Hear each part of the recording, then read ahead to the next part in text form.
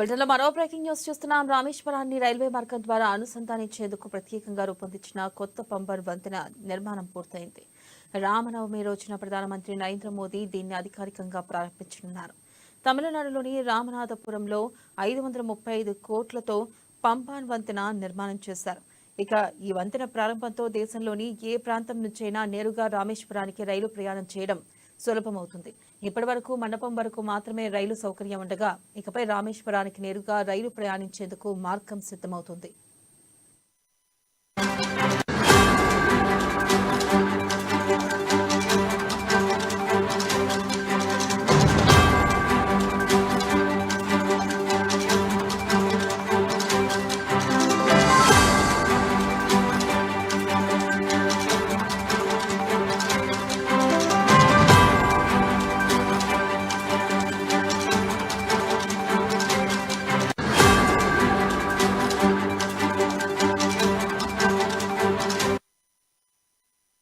Breaking news చూస్తున్నాం. రామేశ్వరాన్ని railway మార్గం ద్వారా అనుసంధానించేందుకు ప్రత్యేకంగా రూపొందించిన కొత్త పంబాన్ వంతెన నిర్మాణం పూర్తయింది.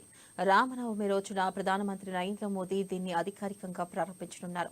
తమిళనాడులోని రామనాథపురంలో 535 కోట్లతో పంబాన్ వంతెన నిర్మాణం చేశారు. ఈ వంతెన ప్రారంభంతో దేశంలోని ఏ ప్రాంతం నుంచైనా నేరుగా రామేశ్వరానికి రైలు ప్రయాణం చేయడం సులభమవుతుంది.